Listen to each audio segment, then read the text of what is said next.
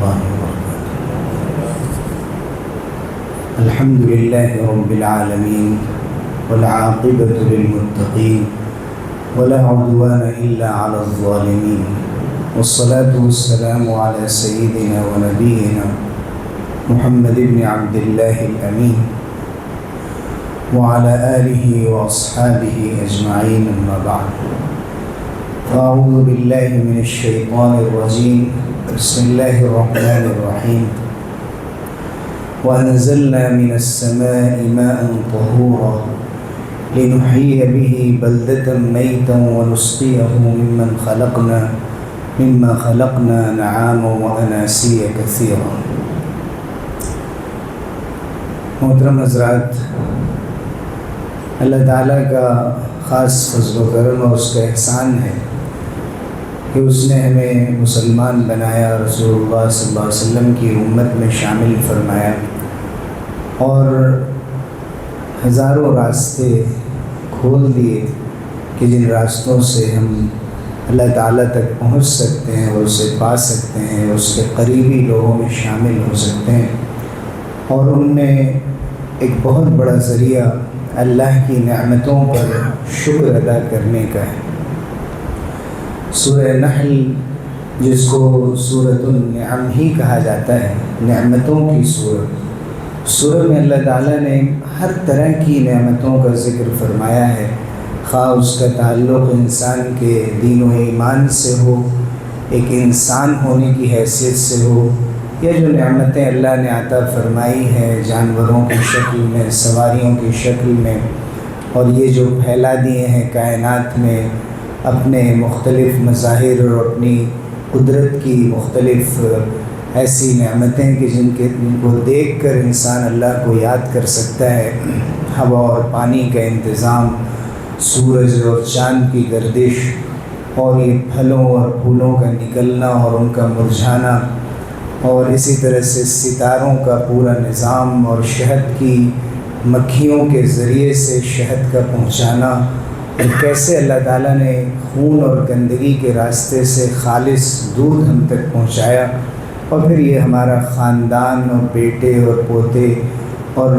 خاندان کی مختلف شاخیں ددیحال، ننیحال اور سسرال کی شکل میں، ان تمام چیزوں کو اللہ نے ایک نعمت کے طور پر پیش کیا، اور یہ بھی بتایا کہ پہننے کے تمہارے کپڑے اور سر چھپانے کے لیے تمہارے گھروں پر چھت، یہ تمام چیزیں اللہ کی بہت بڑی نعمت ہیں. وَمَا بِكُم مِّن نِّعْمَةٍ فَمِنَ اللَّهِ.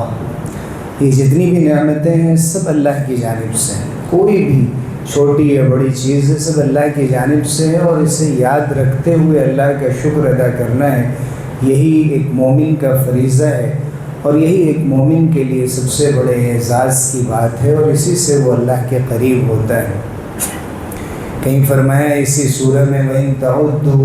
نِعْمَةَ اللَّهِ لَا تُحْصُوهَا، کہ اگر تم اللہ کی نعمتوں کو شمار کرنا چاہو تو شمار نہیں کر سکتے. اور یہی بات سورہ ابراہیم میں بھی کہی گئی کہ تم اللہ کی نعمتوں کو شمار کرنا چاہو تو شمار نہیں کر سکتے. اور اللہ کی نعمتوں پر شکر ادا کرنے کی جو توفیق ملتی ہے، اس توفیق پر بھی اللہ کا شکر ادا کرنا چاہیے. یعنی انسان جتنی بار الحمدللہ کہہ پا رہا ہے، یا دوسرے لفظوں میں اللہ تعالیٰ کی نعمتوں کو بیان کر رہا ہے، چونکہ سورہ ضحیٰ میں فرمایا گیا وَأَمَّا بِنِعْمَةِ رَبِّكَ فَحَدِّثْ، کہ اپنے رب کی نعمتوں کو بیان بھی کیا کرو کہ اللہ نے مجھے اپنے ایسے ایسے فضل سے نوازا ہے. تو جب یہ بات فرمائی جاتی ہے اور انسان اللہ کی نعمت پر شکر ادا کرتا ہے اور اللہ کے سامنے شکر ادا کرتا ہے یا اللہ کے بندوں کے سامنے، تو شکر پر بھی اللہ کی جانب سے کوئی انسان کی ایک ذمہ داری ہوتی ہے کہ پھر شکر ادا کرے. اور اس طرح ہر سانس پر شکر ہے، اور ہر شکر کی توفیق پر شکر ہے، اور جتنا زیادہ انسان شکر ادا کرتا ہے نعمتوں میں اضافہ ہوتا چلا جاتا ہے. اللہ تعالیٰ نے وعدہ فرمایا لَإِن شَكَرْتُمْ لَأَزِيدَنَّكُمْ وَلَئِن كَفَرْتُمْ إِنَّ عَذَابِي لَشَدِيدٌ، کہ تم اگر شکر ادا کرو گے تو میں نعمتیں اور بڑھا کر دوں گا، اور اگر ناشکری کرو گے تو میرا عذاب بہت سخت. ہماری صورتحال یہ ہے عام طور سے ہم جو نمازیں پڑھنے والے اور بظاہر دیندار لوگ بھی اگر کسی بھی مصیبت میں گرفتار ہو جائیں، کسی کو دوا فائدہ نہیں کر رہی ہے، کسی کے مسائل حل نہیں ہو رہے ہیں، کسی کو روزگار نہیں مل رہا ہے، تو انسان حرف شکایت زبان پر فوراً لے آتا ہے، اور اپنی قومی اور اجتماعی زندگی میں اس امت کے ساتھ جو مسائل ہیں اور جس طرح لوگوں کے دل ٹوٹے ہوئے ہیں اس ملک میں اور پوری دنیا میں، ایسے میں بھی انسان یہ کہنے لگتا ہے، اور ایک مسلمان بھی، کہ معلوم نہیں اللہ کی جانب سے بھی کیا فیصلہ ہے۔ یہ تو پھر بھی احتیاط کے الفاظ ہیں، اس سے آگے بڑھ کر بھی انسان کہہ دیتا ہے کہ میں تو ایک مظلوم انسان ہوں، اور اس کے باوجود اللہ کی مدد کیوں نہیں آتی۔ لیکن ہم سب کو سوچنے کی ضرورت ہے کہ ہم اپنی زندگی میں اللہ کی کتنی ناشکری کر رہے ہیں۔ اللہ کی دی ہوئی جو مختلف نعمتیں ہیں، ہمیں ملی ہوئی ہیں، ہماری ہر سانس ہے، اس میں کیا اللہ کے فرمان کے مطابق ہم زندگی گزار رہے ہیں، اور اس کی نعمتوں پر اس طرح شکر ادا کر رہے ہیں جیسے کہ ادا کرنا چاہیے، اور اللہ کی قدر اس طرح کر رہے ہیں جیسے کہ کرنا چاہیے۔ وما قدر اللہ حق قدر یا ایھا الذین آمنوا اتقوا اللہ حق تقاتہ، اے ایمان والو ڈرو اللہ سے جیسے ڈرنے کا حق ہے۔ وجاہدوا فی اللہ حق جہادہ، اللہ کے راستے میں محنتیں اور کوشش کرو جیسے کرنے کا حق ہے۔ لیکن عام طور پہ حق تو بہت دور کی بات ہے، جتنی ہماری استطاعت ہے، جتنا ہم کر سکتے ہیں اتنا بھی ہم نہیں کرتے۔ ان نعمتوں میں ایک بہت بڑی نعمت پانی کی نعمت، پورا قرآن مجید پانی کی اس نعمت سے بھرا ہوا ہے، اور اللہ تعالیٰ نے یاد دلایا ہے کہ زندگی میں بہت سی چیزیں جو تم اپنی محنت سے وجود میں لے آتے ہو، تم فیکٹریاں قائم کرتے ہو، تم کمپنی بناتے ہو، تم ملازمین کو رکھتے ہو، بڑی بڑی عمارتیں بناتے ہو، اینٹ اور گارے اور چونے اور سیمنٹ سے تم بہت بڑی بڑی چیزیں اور لوہے سے تیار کر لیتے ہو، لیکن پانی کا ایک قطرہ زمین سے نکال کے دکھاؤ، یا پانی کا ایک قطرہ آسمان سے برسا کر دکھاؤ۔ اللہ تعالیٰ نے یہ پورا نظام اپنے ہاتھ میں رکھا ہے۔ وَأَنزَلْنَا مِنَ السَّمَاءِ مَاءً طَهُورًا، ہم نے آسمان سے پاک پانی برسایا، جس کی نہ کوئی خاص لذت ہے، نہ اس میں کوئی خاص مزہ ہے،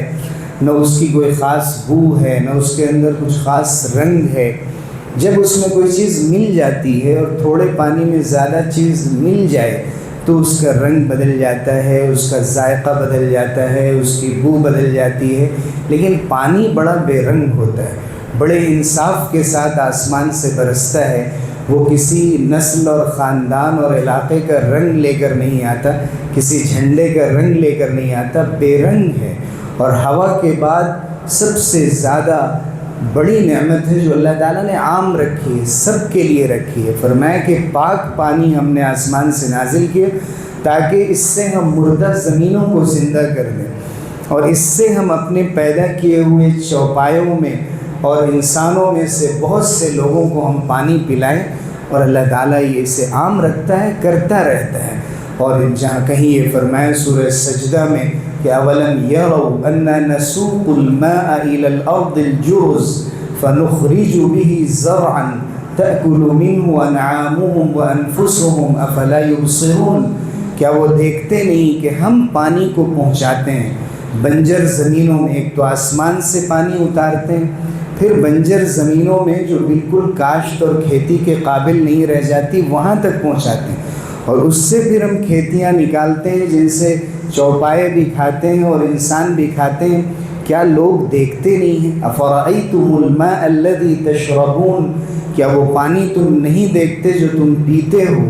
اانتم انزلتموہ من المزن ام نحن المنزلون، کیا تم نے آسمان سے برسایا یا ہم اسے برسانے والے ہیں؟ لو نشاء جعلناہ اجاجا فلولا تشکرون، اگر ہم چاہیں تو اسے بالکل کھارا بنا دیں، پینے کے قابل نہ رہنے دیں، تو تم شکر ادا کیوں نہیں کرتے؟ تم شکر ادا کیوں نہیں کرتے ہو؟ بار بار کہا جاتا ہے شکر ادا کرو۔ کیا وہ دیکھتے نہیں؟ کیا وہ سمجھتے نہیں کہ پانی جیسی نعمت ہم نے انہیں عطا کی ہے؟ قل ارأیتم ان اصبح ماؤکم غورا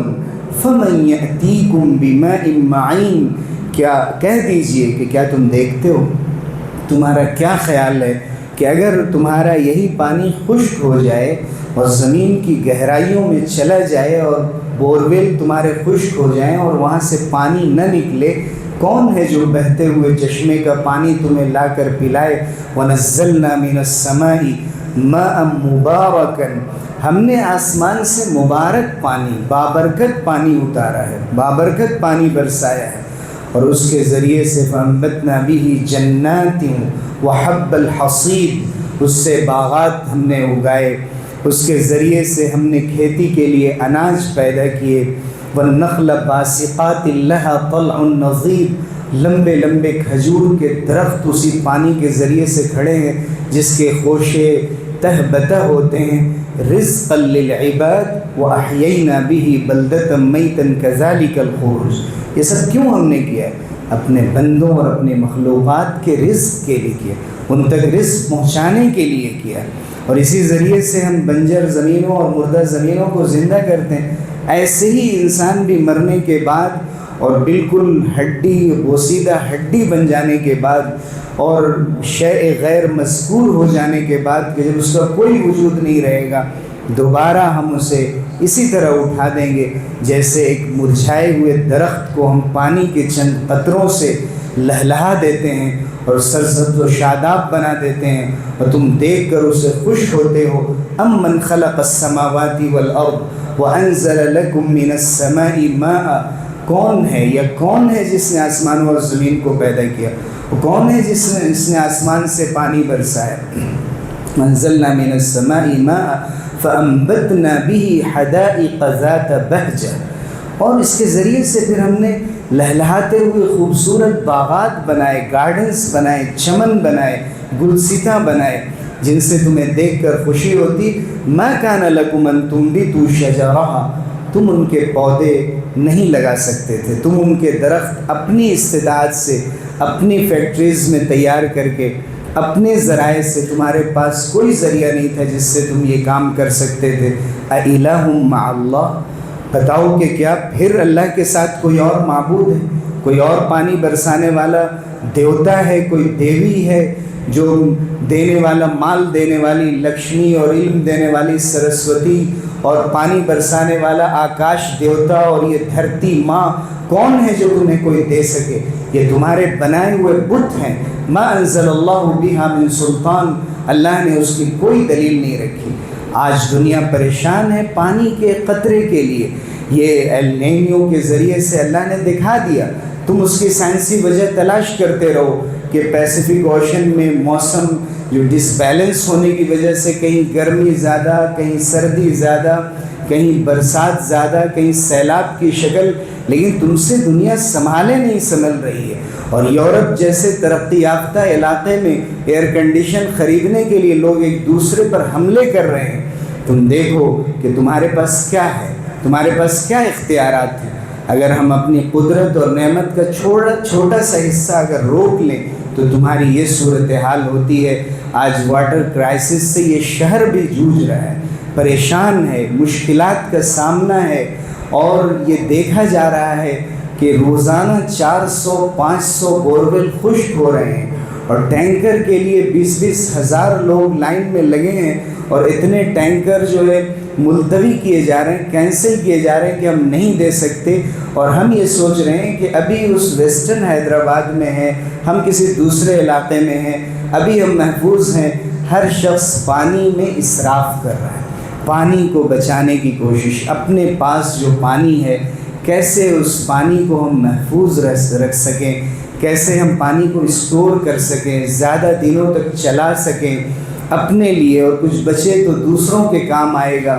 پرندے اور اللہ کی دوسری مخلوقات کے کام آئے گا، ان بظاہر بے جان پودوں کے کام آئے گا جن میں بھی اللہ تعالیٰ نے زندگی رکھی ہے، اور اس طرح وہ ہمیں ہی آکسیجن فراہم کریں گے اور ہماری ہی زندگی اور صحت کو فائدہ ہوگا۔ ان میں سے کسی بات کو بھی سوچنے والا کون ہے؟ ہم پڑھتے ہیں کہ پانی ایک خاص قسم کا کیمیائی مرکب ہے، اور جس کا فارمولہ H2O ہے، اور جس میں ہائیڈروجن اتنا اور آکسیجن اتنا، اور یہ کرنا چاہیے، اور سیو واٹر سیو لائف، ہر شخص پڑھ رہا ہے، اور پریاورن اور ماحولیات میں اور انوائرمنٹ میں اس کے کیا اثرات ہوتے ہیں، اور کیسے اللہ نے پانی کو جوڑا ہے انسانی زندگی سے اور مخلوق کی زندگی سے۔ لیکن اس کے باوجود ہم جب وضو کے لیے بیٹھتے ہیں تو ہم یہ نہیں سوچتے کہ اس پر بھی حساب ہوگا۔ مسجد میں وضو خانے میں بیٹھے ہوں یا اپنے گھر میں ہوں یا کسی بھی پبلک پلیس پہ ہوں،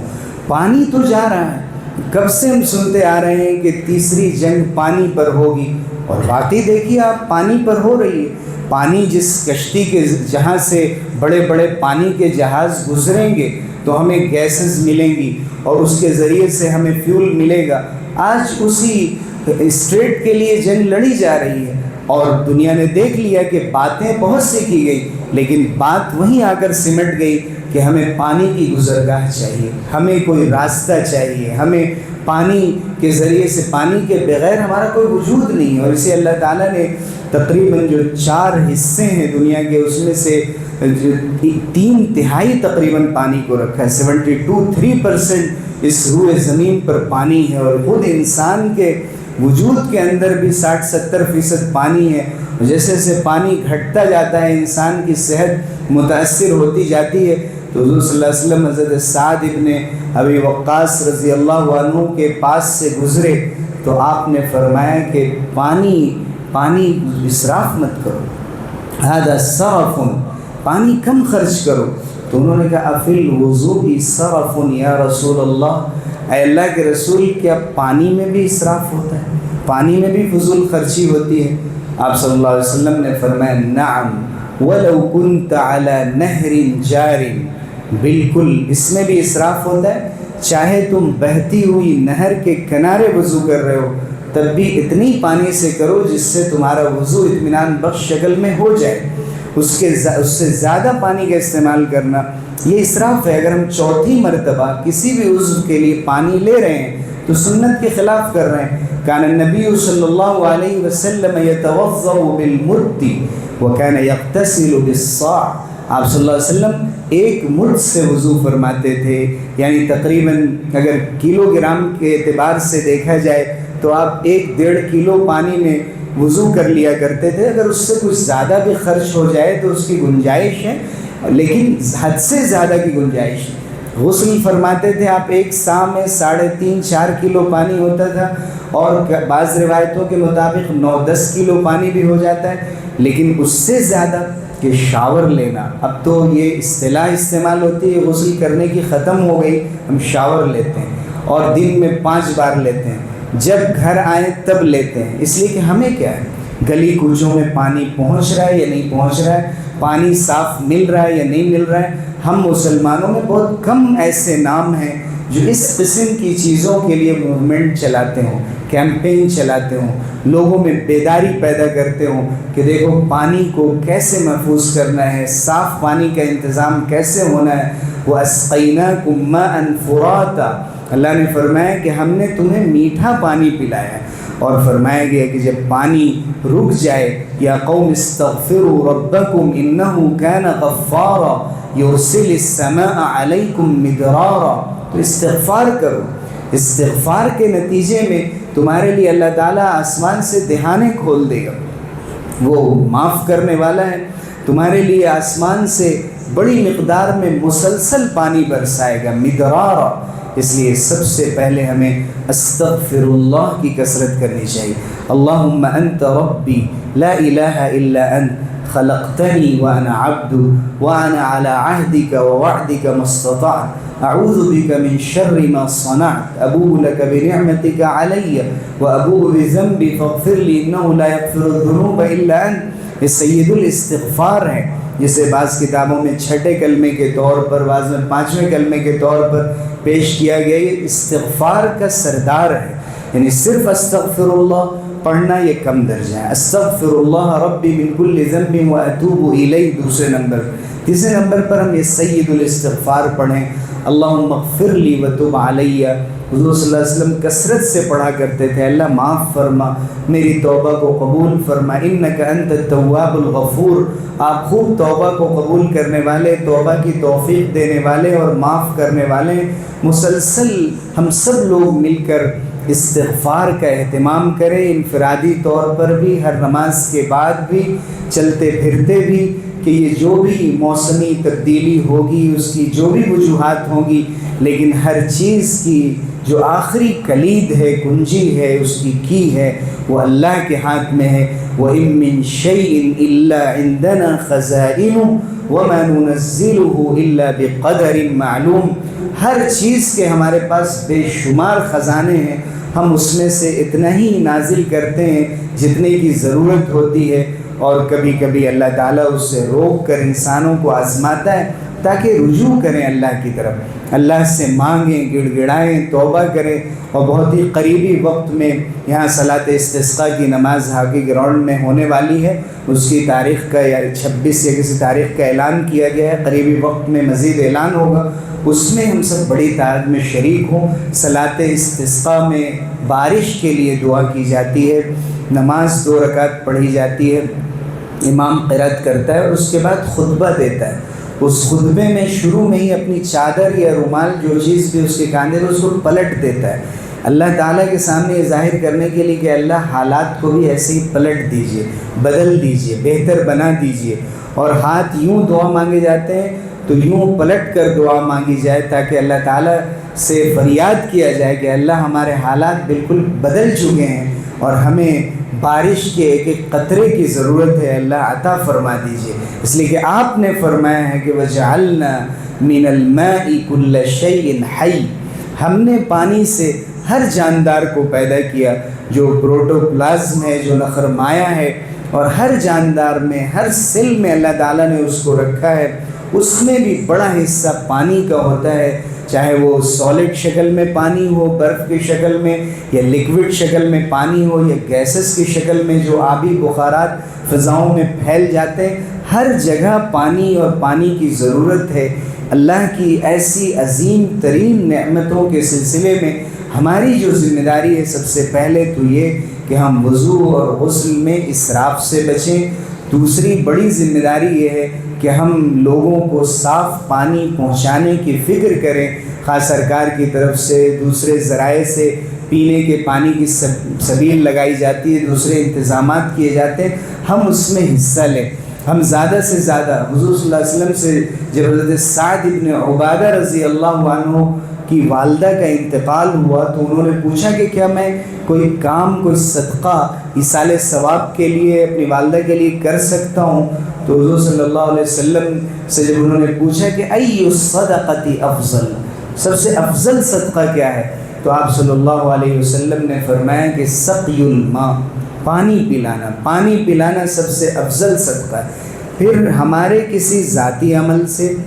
جیسے کہ حضور نے فرمایا کہ لا یبولن احدکم فی الماء الدائم الذی لا یجری، تم میں سے کوئی ٹھہرے ہوئے پانی میں پیشاب نہ کرے جو جاری نہ ہو، اس لیے کہ اس سے پانی گدلا اور گندا ناپاک ہو جائے گا، اور اسی ناپاک پانی کی مقدار اتنی بڑھتی چلی جا رہی ہے اور اچھے پانی کی مقدار اتنی گھٹتی چلی جا رہی ہے، جسے قرآن نے پاک اور بابرکت بتایا کہ یہی گندے پانی اب ریسائیکل ہو کر دوبارہ ہمارے لیے پیش کیے جا رہے ہیں۔ اس کی نوبت کیوں آ رہی ہے؟ اس سے بچنے کی تدبیریں حضور صلی اللہ علیہ وسلم نے بتائی تھی۔ ہرے بھرے درخت کے نیچے حاجت سے انسان فارغ نہ ہو، بہتے ہوئے پانی میں وہ اپنی ضرورت سے فارغ نہ ہو، تاکہ اس کے ذریعے سے لوگوں کے لیے صاف پانی مہیا رہے۔ اور اس کے ساتھ ساتھ یہ تو ذاتی عمل ہوتا ہے، ہماری دکانوں سے، ہمارے دودھ کی دکانوں سے، دوسری دکانوں سے گندگی کا ایک بڑا حصہ سڑکوں پر بہہ رہا ہے اور صاف پانی کے اندر وہ جا رہا ہے، اور ہم کہیں پانی اور تالاب کے اندر جا کر گھر بنا رہے ہیں۔ یہ اور اس جیسی نہ جانے کتنی ہماری کوتاہیاں اور غلطیاں ہیں، اسے ہمیں جرم اور گناہ سمجھتے ہوئے اپنے تئیں کوشش کرنا چاہیے کہ ہم اللہ تعالیٰ کے سامنے اس کے لیے بھی جواب دہ ہوں گے، اس لیے اپنے آپ کو روکیں اور اللہ کے حکموں کو اللہ کی زمین پر قائم کریں، اور کثرت سے اپنی ہر نماز میں بارش کے لیے دعا کریں۔ اگر ہم ذرا بھی بارش کی بوندیں دیکھ رہے ہیں، قطرے دیکھ رہے ہیں، تو اللہ تعالیٰ کے سامنے یہ کہیں کہ اللہم صیبا ہنیئا، اللہم صیبا نافعا، اے اللہ بہترین بارش برسا دیجئے، اے اللہ نفع پہنچانے والی بارش برسا دیجئے، بارش زیادہ ہوگی، پانی میسر ہوگا اور اس کے ذریعے سے چیزوں کی قیمتیں بھی معتدل ہوں گی، ورنہ جنگوں کی وجہ سے، سرکاروں کی نالائقیوں کی وجہ سے اس وقت نہ ہماری جان محفوظ ہے، نہ ہماری گاڑیاں محفوظ ہیں، نہ ہمارا موسم اور ہماری فضا محفوظ ہے۔ ہم جس قدر کچھ کر سکتے ہیں ہمارے ہاتھ میں ہے، اور اسی قدر ہم اپنے آپ کو محفوظ کر سکتے ہیں، ورنہ خطرے میں ڈال دیے گئے اور لوگ اپنی جان دے رہے ہیں اور بھوک ہڑتال پر بیٹھے ہیں، لیکن کوئی سننے والا نہیں، دیکھنے والا نہیں، اور اس بات کی علامت ہے کہ ہمارے سر پر کسی کا سایہ نہیں اللہ کے علاوہ۔ اس لیے اللہ سے مانگنا اور اللہ رب العزت کے حضور فریاد کرنا، گریہ وزاری کرنا کہ اللہ امن و امان قائم فرما، اس ملک کی تقدیر بدل دے اور اس ملک کے حکمرانوں کو صحیح سمجھ عطا فرما کہ جس سے نہ صرف مسلمانوں کا سب کا نقصان ہو رہا، ورنہ ہم آپ دہرانے کی بات نہیں ہے کہ ہمارے دل کتنے زخمی ہیں کہ ایک مسجد کے لیے ہم برسہ برس لڑتے رہے، آج 2-3 مہینوں کے اندر 25 30 مسجدیں تو وہ توڑی جا رہی ہیں جو خبروں میں آتی ہیں، اور پھر کہاں کیا ہو رہا ہے جو خبروں میں نہیں آتا وہ ہمیں نہیں معلوم۔ ہمارے اسکول توڑے جاتے تھے، ہمارے مدرسے توڑے جاتے تھے، اب ہماری یونیورسٹی بلڈوز کی جا رہی ہے، اور یہ کہا جا رہا ہے کہ 40 میں سے 38 کمرے توڑ دیے جائیں لیکن بچے ڈسٹرب نہ ہوں، وہ ایک سوئی سے پڑھتے رہیں۔ یہ حیرت انگیز بات ہے کہ جس یونیورسٹی کے 38 کمرے اور بلڈنگیں توڑ دی جائیں تو بچے کہاں تعلیم حاصل کریں، کہاں وہ سیکھ سکتے ہیں۔ ایک خبر ہمارے سینے میں چبھتی ہے اور ہمارے دلوں کو چھلنی کرتی ہے، اور ہمیں ذلت کا احساس ہوتا ہے کہ اپنی اس سرزمین پہ جہاں ہم پیدا ہوئے اور جہاں ہمیں برتھ سرٹیفکیٹ ہمارے پاس، جہاں ہمارے آباء و اجداد کی جگہیں ہیں، اور جہاں ہمیں آدھار کارڈ کا نمبر جاری کیا گیا کہ یہ ہے تمہارا آئیڈینٹیفیکیشن نمبر، اور آج ہمیں ٹھگا جا رہا ہے اور کہا جا رہا ہے نہ اس کی کوئی حیثیت ہے نہ اس کی کوئی حیثیت ہے، اور لوگ عورتیں نقاب پوش لیکن پولیتھین میں لے کر کاغذات کہیں یہاں گھوم رہی ہیں وہاں گھوم رہی ہیں، کبھی پیسوں کے لیے بینکوں میں لائن لگے اور کبھی کورونا دور میں راشن کے لیے لگے، اور آج اپنے کاغذات دکھانے کے لیے لائن میں لگے ہوئے۔ یہ ہمارے ملک کی بدترین حالت ہو چکی ہے، جہاں کسی بھی سنجیدہ موضوع پر کوئی کچھ سننے کو تیار نہیں، اور جہاں یہ دیکھا جا رہا ہے کہ عالمی سطح پر، گلوبل لیول پر اگر دیکھا جائے تو ہمیں محسوس ہوتا ہے کہ آج جنگ بند ہو گئی، چلو اب ہمیں امن و امان ہو گیا۔ 2 بڑے ممالک کے ذمہ دار لوگ بیٹھتے ہیں اور ایک نتیجے پہ پہنچتے ہیں، کروڑ روپے اس پر خرچ کرتے ہیں، پھر کوئی کسی پہ بمباری کر دیتا ہے، پھر سے لوگوں کا امن و امان غارت ہو رہا ہے، اور سب سے زیادہ مسلمان، ہمارے مسلم ممالک اور مسلمان نقصان پہنچا رہے ہیں۔ اللہ تعالیٰ سے بہت زیادہ دعا کی ضرورت ہے، سنجیدہ ہونے کی ضرورت ہے، موج مستی کی زندگی، غفلت کی زندگی سے نکلنے کی ضرورت ہے۔ اس سے زیادہ ہمیں قیامت کے قریب ہونے کی اور کن علامتوں کا انتظار ہے؟ اللہ سے دعا کریں کہ اللہ تعالیٰ امن و امان اور عافیت عطا فرمائے اور اپنے حصے کا کام کرنے کی توفیق دے۔ آمین وآخر دعوانا الحمدللہ۔